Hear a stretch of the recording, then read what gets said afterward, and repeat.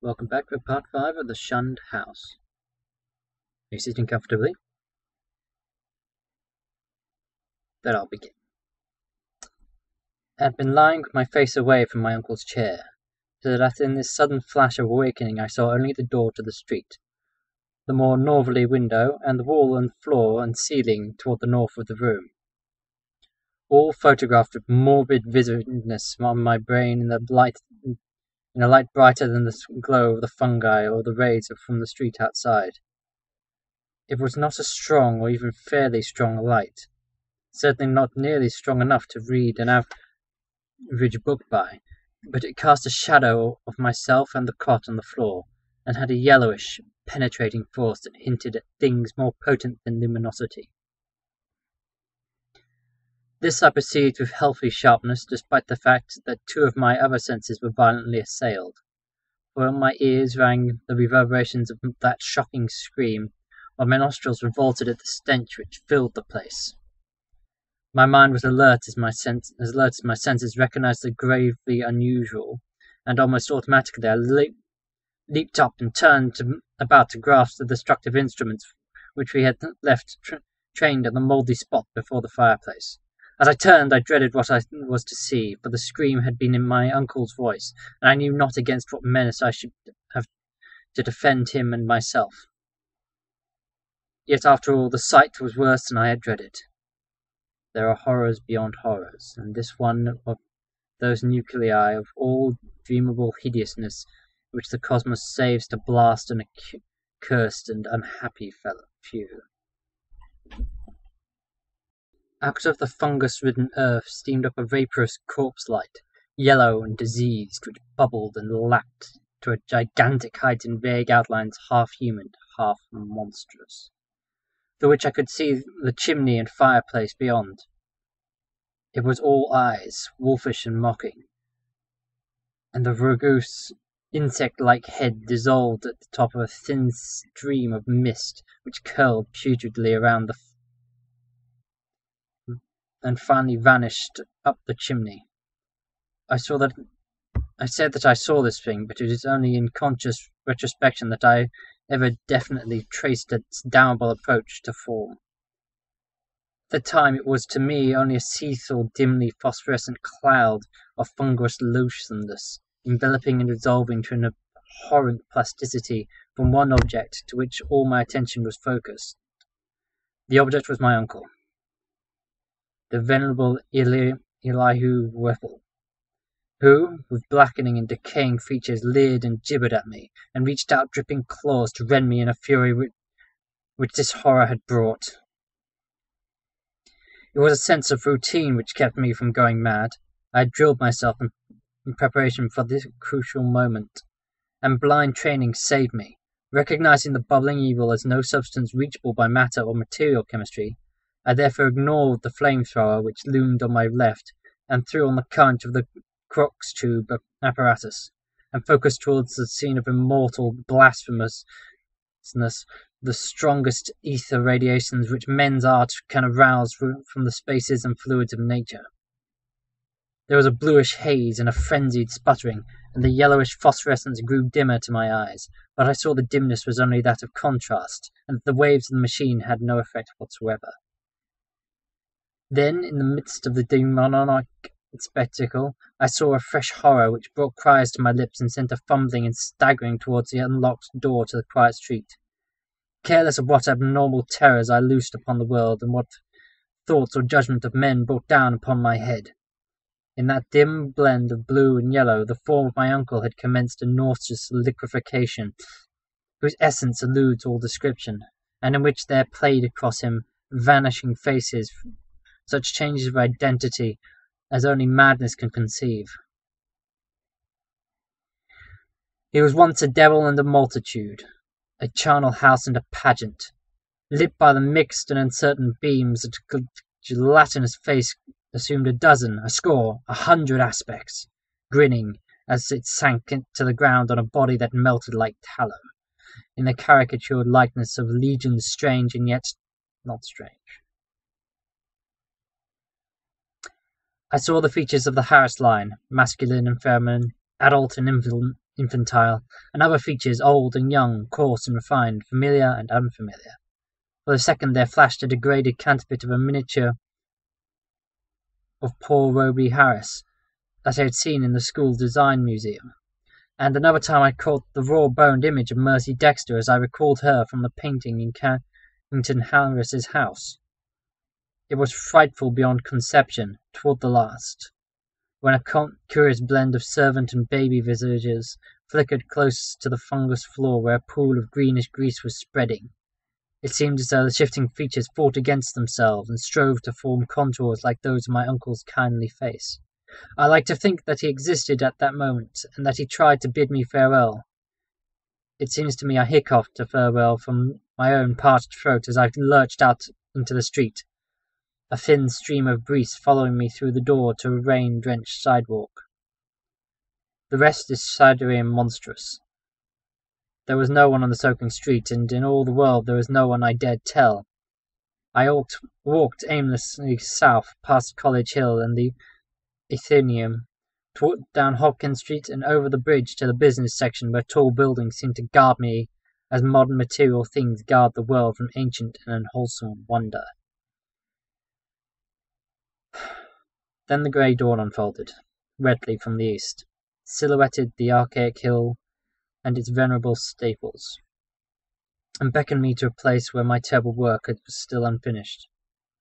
And in the end I went, wet, hatless, and dazed in the morning light, and entered that awful door in Benefit Street, which I had left ajar, and which still swung cryptically in full sight of the early householders to whom I dared not speak.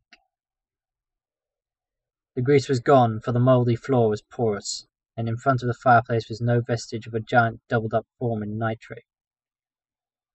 I looked at the cot, the chairs, and the instruments, my neglected hat, and the yellowed straw hat of my uncle. Dazedness was uppermost, and I could scarcely recall what was dream and what was reality. Then thought trickled back, and I knew that I had witnessed things more horrible than I had dreamed.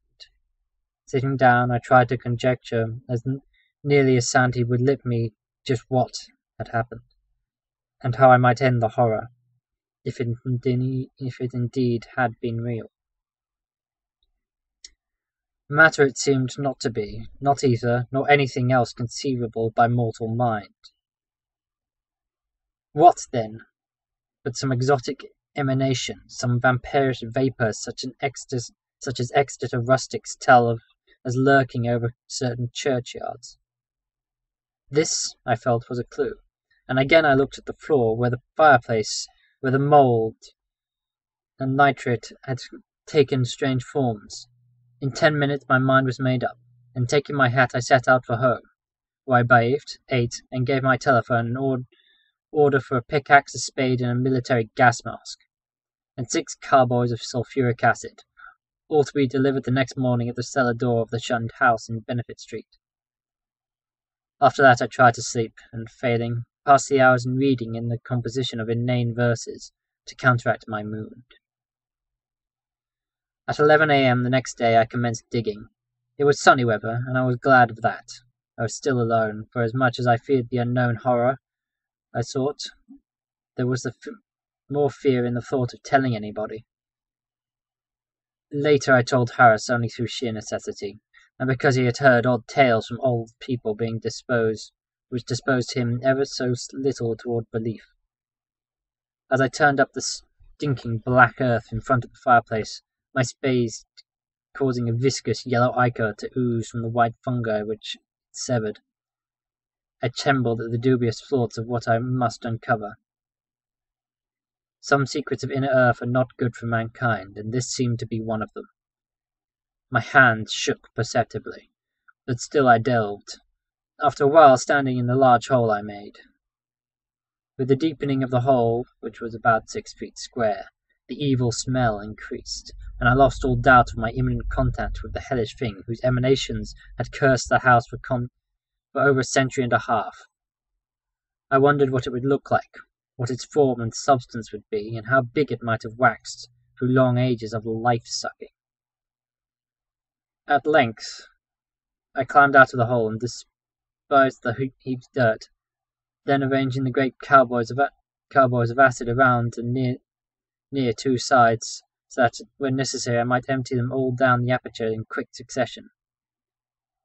After that I dumped earth only along the other two sides, working more slowly and donning my gas mask as the smell grew. I was nearly unnerved at my proximity to the nameless thing at the bottom of the pit. Suddenly, my spade struck something softer than earth. I shuddered and made a motion as if to climb out of the hole, which was now as deep as my neck. Then courage returned, and I scraped away more dirt in the light of the electric torch I had provided. The surface I uncovered was fishy and glassy, and kind of semi-putrid congealed jelly with suggestions of translucency. I scraped further and saw that it had form. There was a rift where a part of the substance had folded over. The exposed area was huge and roughly cylindrical, like a mammoth soft blue-white stovepipe.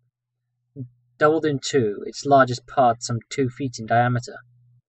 Still more I scraped, and then abruptly I leapt out of the hole and away from the filthy thing. Frantically unstopping the tilting the heavy carboys and precipitating their corrosive contents one after another down the charnel gulf and upon this unthinkable abnormality whose tightened elbow I had seen. The blinding maelstrom of greenish yellow vapor which surged tempestuously up from the hole as a flood of acid descended will never leave my memory. All along the hill people tell of the yellow day when virulent and horrible fumes arose from the factory waste dumped in the Providence River, but I know how mistaken they are as to the source. They tell, too, of the hideous roar which at the same time came from some disordered water pipe or gas main underground, but again I could never correct them if I dared. It was unspeakably shocking, and I did not see how I lived through it. I did faint after entering the fourth carboy, which I had to handle after the fumes had begun to penetrate my mask, but when I recovered I saw that the hole was emitting no fresh vapours. The 2 remaining carboys emptied down without particular result. After time it felt safe to shovel the earth back into the pit. It was twilight before I was done, but fear had gone out of the place. The dampness was less fetid, and all the strange fungi had withered to a kind of harmless, greyish powder which blew ash-like along the floor. One of the earth's nethermost terrors had perished forever, and if there be a hell, it had received at last the demon soul of an unhallowed thing. And as I patted down the last spadeful of mould, I shed the first of many tears with which I had paid unaffected tribute to my beloved uncle's memory. The next spring no pale grass and strange weed came up in the Shunned house's terraced garden, and shortly afterward Carrington Harris rented the place. It was still spectral, but its strangeness fascinates me, and I shall find mixed with my relief a queer regret when it is torn down to make way for a tawdry shop or vulgar apartment building. The barren old trees in the yard have begun to bear small, sweet apples, and last year the birds nested in its gnarled boughs. Thank you for watching. See you next time.